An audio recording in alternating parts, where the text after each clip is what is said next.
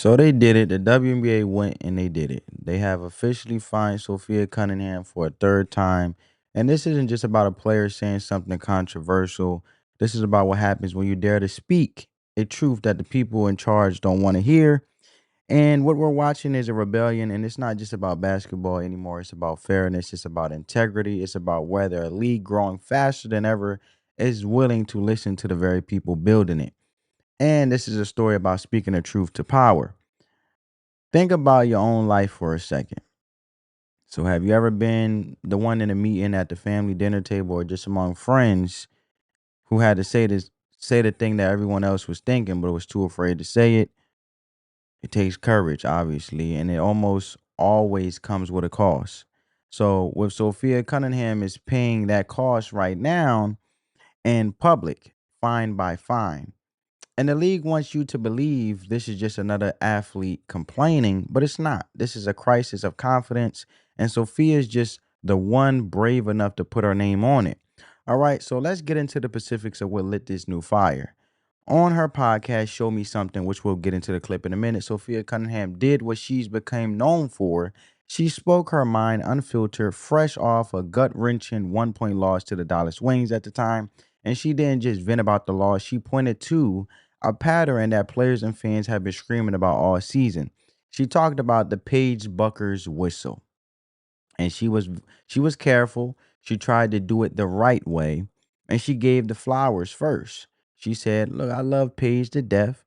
Don't get me wrong, and I think she's hell of a player and would love to play with her one day." But then she dropped the hammer of truth. But those refs were giving her every freaking whistle that night, and like you literally couldn't touch her. That's just so annoying to me.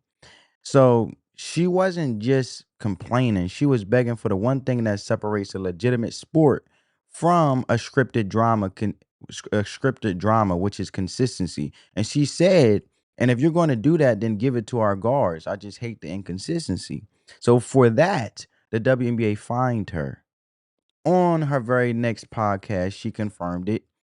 And she said she's officially 3 for 3. Check it out. Bria, but I'm officially 3 for 3 on being fined by the WNBA. Holy shit. For this? For the pod? Again? They didn't like my comments on Paige Bueckers. No way. I didn't even say anything bad. On the whistle, on the quick whistle. Yeah, but like, why? Like, If we want to talk about Paige, here's a good question. So there you have it. She's officially 3 for 3 for being fined by the WNBA. And when her co-host asked why, she was blunt. They didn't like my comments on Paige Bueckers. You guys heard it. And she didn't say nothing bad. And that's the heart of the matter. This fine wasn't for cursing. It wasn't for being a poor sport. It was for saying the quiet part out loud, and that there appears to be a star whistle. And it's a phenomenon we see everywhere, not just in sports. It's the golden child in the family who gets away with everything. I'm sure you guys can relate if you have siblings. It's the teacher's pet who always get the benefit of the doubt. It's the boss favorite who gets the promotion while others who work just as hard get overlooked. And it's the nauseating feeling that the rules which are supposed to apply to everyone are being bent for a chosen few, more like certain rules for different folks. And the league's reaction wasn't to investigate the claim, but to punish the messenger. And this was the third strike in her attempt to silence her. And the first fine was a paltry $500 for a TikTok where she lip synced to lyrics, calling officials stupid and useless. And the second was more serious. It was $1,500 for her very first podcast episode where she called out the inconsistent officiating. Three fines, three clear messages from the league office that say, sit down and shut up, basically. But all they really done is turn Sophia Cunningham into the face of a league-wide rebellion against officiating that an overwhelming number of people believe is damaging the game. So let's be crystal clear. This isn't a Sophia Cunningham problem. This is a WNBA problem. And it's been festering for years, but with more eyes on the league than ever, it's now impossible to ignore.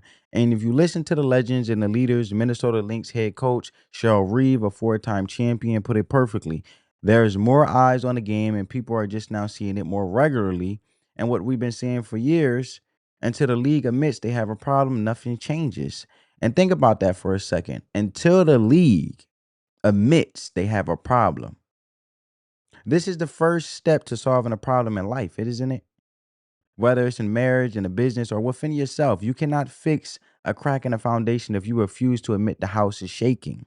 And the league right now is pretending the ground is perfectly still. And the voices are getting louder. Indiana Fever head coach Stephanie White has been one of the most vocal critics. After that same loss to Dallas, she said, I think there's a double standard in how people get their calls.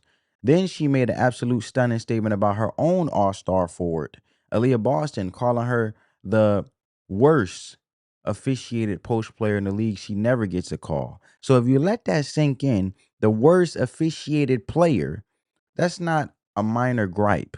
That's an indictment of the entire system.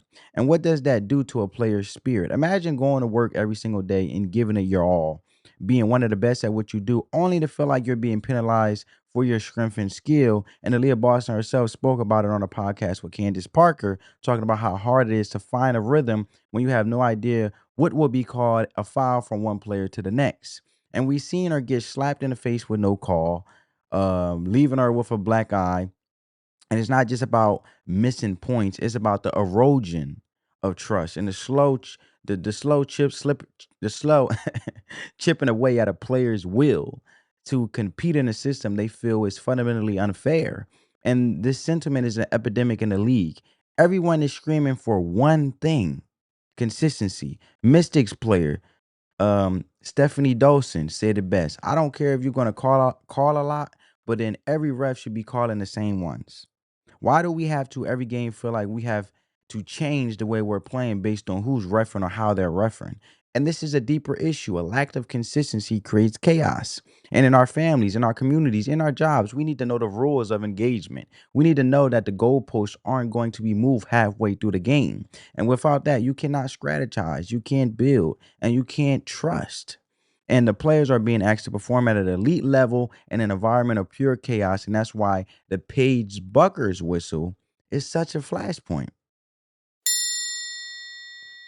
It represents the most infuriating kind of inconsistency, perceived favoritism. While a powerhouse like Aaliyah Boston is reportedly getting mauled with no cause, a rookie star seems to get the benefit of every doubt.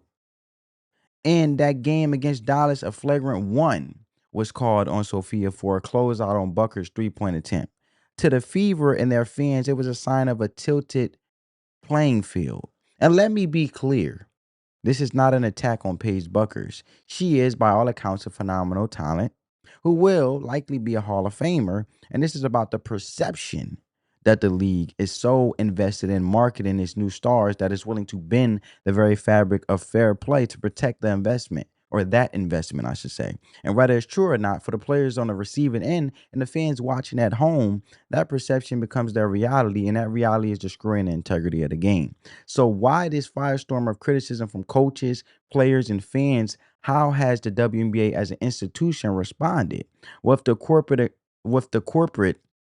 equivalent of pouring gasoline on a bonfire. Commissioner Kathy Engelbert has heard the complaint, but her public statements have been, to put it mildly, stunningly tone deaf. She's been tone deaf. She had one quote, one single quote that tells you everything you need to know about the disconnect between the front office and the court. I did find it interesting when you sit in a chair. I sit in that no winning team ever complains about officiating. No losing team ever doesn't complain about officiating. So let's dissect that. She dismissed the legitimate pattern based critics from champions like Cheryl Reeve and seasoned coaches like Stephanie White as sour grapes. This is a classic deflection tactic from someone in a position of power, and it's a way of invalidating the complaint by questioning the motive of the complainer. It's corporate gaslighting 101. Have you ever gone to a superior with a real problem, a structural issue, and been told you're just being negative or not a team player? That's what's happening here. So she defends the league's process, saying things like, we hear the concerns, every play is being reviewed, and talks about the extensive evaluation and thorough training. And she says, as our games evolve, so does our officiating, and we're on it. But in the primary action, finding anyone who speaks out tells a completely different story, because finding Sophia Cunningham isn't a solution, it's a gag order. They are trying to manage a narrative, not solve a problem. And in 2025, that is a strategy that is absolutely doomed to fail. Every fine they issue just makes Sophia's podcast more popular and her message louder. And the real problem here is a complete and utter lack of transparency and accountability. The WNBA still doesn't have a public facing tool like the NBA's last 2 minute report, which would at least provide some explanation for controversial late game calls. But this excuse has often been lack of resources. But with the league's popularity exploding and a new multi-billion-dollar TV deal or TV deals kicking in, is that excuse still valid? No one is demanding perfection. They are demanding consistency and ownership. And a real solution starts with what Coach Reeve said, admitting there's a problem. A real solution is radical transparency. Publish officiating reports. Explain the controversial calls. Stop treating your players and coaches like the lifeblood of your entire enterprise, like they are delinquents who need to be punished. And start treating them like partners. It also means investing real money in officials, many of whom are not full-time employees and paid per game. And if you want elite, consistent officiating for an elite league, you need to create a system of elite, full-time, and well-compensated professionals. So this is a crossroads moment for the WNBA. It's a battle for the soul of the game. So I have to ask you, where do you stand on this? Is the league's is the league right to fine players for speaking out to protect the brand, or are they silencing a truth that desperately needs to be heard? In my opinion, they're silencing the truth. But I want you to think bigger than just this one story. When you where you are in your own life, in your job, in your community, in your family, do you see a desperate need for more consistency and fairness? And when have you seen someone punished for speaking an uncomfortable truth? And what does real integrity look like to you? Let me know your honest thoughts down in the comments below. But Sophia Cunningham third fine is more than just a line item in the WNBA's budget. It's a symbol. It's a symbol of the war being waged over the league's integrity. On one side, you have the league office desperately trying to protect an image of perfect, controlled growth. On the other, you have a groundswell rebellion from players and coaches who refuse to stand by silently while they see the game they love undermined by the inconsistency and perceived favoritism. So Sophia has become the unwilling face of this fight, and shout out to her. And in a moment of tragic irony, her incredibly outspoken season was cut short, unfortunately, by a serious torn MCL, and she's out for the rest of the year. But even from the sidelines, her voice is now louder than ever. Her sister captured the feeling of so many when she posted online after the injury and saying maybe the WNBA should focus less on finding players and more on hiring reps who can actually protect them. So the fines are meant to protect the league's image, but all they are doing is creating a crisis of trust at the very moment the WNBA is asking a whole new generation of fans to invest their time, their money, and their passion. And that investment requires one fundamental belief: that the game is fair, that the outcome is decided by the skill, heart, and hustle of the players on the court, not by a whistle. Right now, that belief is being shaken to its very core. And the question isn't whether there's a problem anymore. The only question left is whether the league will finally find the courage to fix it. I'll catch you in the next one, family. On that note, family, peace.